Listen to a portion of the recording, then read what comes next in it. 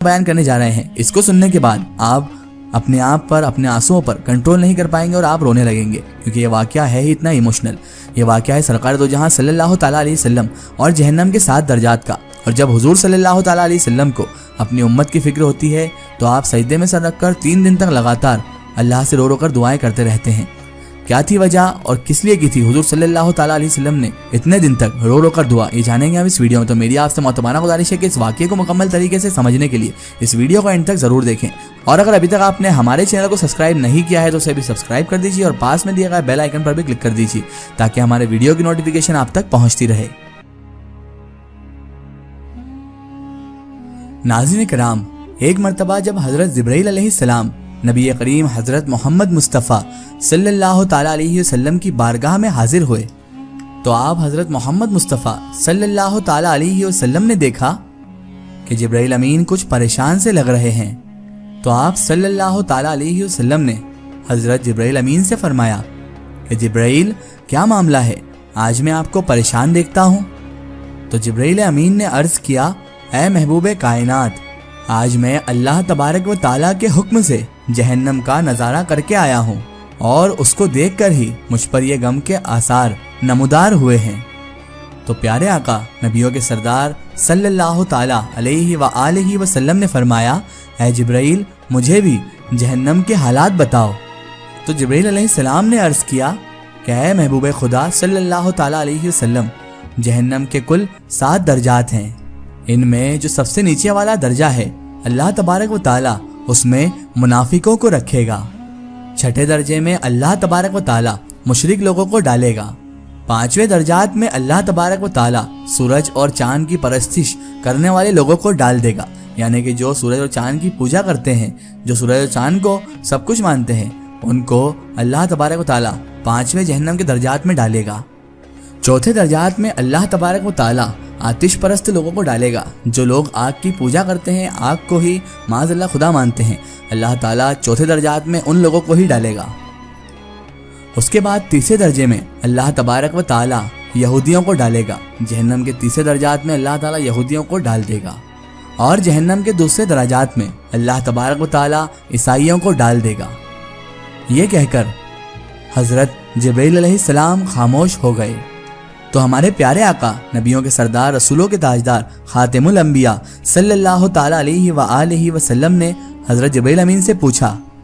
اے جبرائیل آپ خاموش کیوں ہو گئے؟ آپ مجھے جہنم کے پہلے درجات کے بارے میں بتائیے، پہلے درجات میں کون ہوگا یہ بتائیے۔ تو حضرت جبرائیل امین علیہ السلام نے عرض کیا، اے پیارے رسول صلی اللہ تعالیٰ علیہ وسلم، اے رسولوں کے تاجدار، نبیوں کے سردار، اللہ تبارک و تعالیٰ جہنم کے پہلے درجات کو آپ کی امت کے گناہگار شخص سے بھرے گا، یعنی کہ پہلے درجات میں امت محمدیہ صلی اللہ تعالیٰ علیہ وسلم کے گناہگار شخص جائیں گے۔ ناظرین کرام، آپ صلی اللہ تعالیٰ علیہ وسلم کا اس گناہگار امت سے عشق دیکھیے اور اس گناہگار امت کی فکر دیکھیے کہ آپ صلی اللہ تعالیٰ علیہ وسلم نے جیسے ہی جبرائیل امین سے یہ بات سنی تو آپ غمزدہ ہو گئے، آپ غمگین ہو گئے، اور پھر آپ صلی اللہ تعالیٰ علیہ وسلم نے ہم گناہگار لوگوں کے لیے اللہ تعالیٰ سے دعا کرنا شروع کی۔ 3 دن ایسے گزرے کہ اللہ کے محبوب صلی اللہ تعالیٰ علیہ وسلم مسجد میں نماز پڑھنے کے لیے تشریف لاتے، نماز پڑھ کر حجرے میں تشریف لے جاتے اور دروازہ بند کر کے اللہ تبارک و تعالیٰ کے حضور رو رو کر فریاد کرتے، دعا کرتے۔ جب صحابہ کرام رضوان اللہ تعالیٰ علیہم اجمعین نے یہ معاملہ دیکھا تو وہ پریشان ہو گئے کہ حضور صلی اللہ تعالیٰ علیہ وسلم پر یہ کیسی کیفیت طاری ہے، مسجد جاتے ہیں، مسجد سے حجرے جاتے ہیں، گھر بھی تشریف نہیں لے جا رہے ہیں۔ جب 3را دن مکمل ہوا تو سیدنا ابو بکر صدیق رضی اللہ تعالیٰ عنہ سے رہا نہ گیا، تو انہوں نے جا کر حضور صلی اللہ تعالیٰ علیہ وسلم کے حجرے پر دروازے پر دستک دی اور سلام کیا، لیکن سلام کا جواب نہ آیا۔ تو آپ حضرت ابو بکر صدیق رضی اللہ تعالیٰ عنہ روتے ہوئے سیدنا عمر بن خطاب رضی اللہ تعالیٰ عنہ کے پاس آئے اور فرمایا، اے عمر، میں نے سلام کیا لیکن سلام کا جواب نہ آیا، لہٰذا آپ میرے ساتھ چلیں، ہو سکتا ہے آپ کو سلام کا جواب مل جائے۔ آپ حضرت عمر فاروق رضی اللہ تعالیٰ عنہ گئے اور آپ نے 3 بار سلام کیا، لیکن اندر سے سلام کا جواب نہ آیا،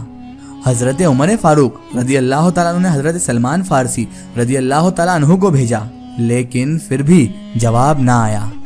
حضرت سلمان فارسی رضی اللہ تعالیٰ عنہ نے مولائے کائنات امام علی ابن ابی طالب علیہ السلام کو پورا واقعہ سنایا، تو امام علی ابن ابی طالب علیہ السلام نے سوچا کہ جب اتنی عظیم شخصیت کو سلام کا جواب نہ ملا تو مجھے بھی وہاں پر نہیں جانا چاہیے، بلکہ مجھے ان کی نور نظر، ان کی صاحبزادی فاطمہ الزہرا سلام اللہ علیہا کو اندر بھیجنا چاہیے۔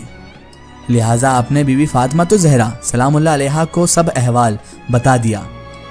اور پھر بی بی فاطمہ الزہرا سلام اللہ علیہا حضور صلی اللہ تعالیٰ علیہ وسلم کے حجرے کے دروازے پر آ کر بولیں، بابا جان السلام علیکم۔ بیٹی کی آواز سن کر محبوب کائنات، محبوب خدا صلی اللہ تعالیٰ علیہ وسلم اٹھے اور دروازہ کھولا اور سلام کا جواب بھی دیا۔ تبھی بی بی فاطمہ الزہرا سلام اللہ علیہا نے فرمایا، ابا جان آپ پر کیا کیفیت طاری ہے کہ 3 دن سے آپ یہاں پر حجرے میں ہی ہیں، آپ یہاں سے کہیں جاتے ہی نہیں ہیں؟ تو پیارے آقا حضرت محمد مصطفیٰ صلی اللہ تعالیٰ علیہ وآلہ وسلم نے فرمایا کہ اے میری بیٹی فاطمہ، جبریل نے مجھے آگاہ کیا ہے کہ میری امت بھی جہنم میں جائے گی۔ اے میری بیٹی فاطمہ، مجھے میری امت کے گناہ گاروں کا غم کھائے جا رہا ہے، اور میں اپنے اللہ تعالیٰ سے دعا کر رہا ہوں کہ اللہ تبارک و تعالیٰ ان کو معاف کر دے اور ان کو جہنم سے بری کر دے۔ یہ کہہ کر آپ صلی اللہ تعالیٰ علیہ وسلم پھر سے سجدے میں چلے گئے اور رونا شروع کر دیا۔ یا اللہ میری امت کے گناہ گاروں پر رحم کر، یا اللہ میری امت کے گناہ گاروں پر رحم کر، یا اللہ میری امت کے گناہ گاروں پر رحم کر، ان کو جہنم سے آزاد کر۔ کہ تبھی وہی نازل ہوئی، رب تعالیٰ نے ارشاد فرمایا، اے میرے محبوب غم نہ کریں، میں تمہیں اتنا عطا کر دوں گا کہ آپ راضی ہو جائیں گے۔ تو حضور صلی اللہ تعالیٰ علیہ وسلم خوشی سے کھل اٹھے اور لوگوں سے فرمایا، اے لوگوں، اللہ تبارک و تعالیٰ نے مجھ سے وعدہ کیا ہے کہ روز محشر وہ میری امت کے لیے مجھے خوب راضی کرے گا، میری امت کے معاملے میں مجھے خوب راضی کرے گا، اور میں اس وقت تک راضی نہیں ہوں گا جب تک میرا آخری امتی بھی جنت میں نہ چلا جائے۔ سبحان اللہ۔ ناظرین کرام، یہ وہی نبی ہیں جنہوں نے اس اسلام کے لیے پتھر تک کھائے، جن پر ظلم و ستم کیا گیا، جن پر لوگوں نے ظلم ڈھائے، ستم ڈھائے، لیکن پھر بھی انہوں نے کسی کو بد دعا نہ دی۔ ناظرین کرام، ہمیں ضرورت ہے سمجھنے کی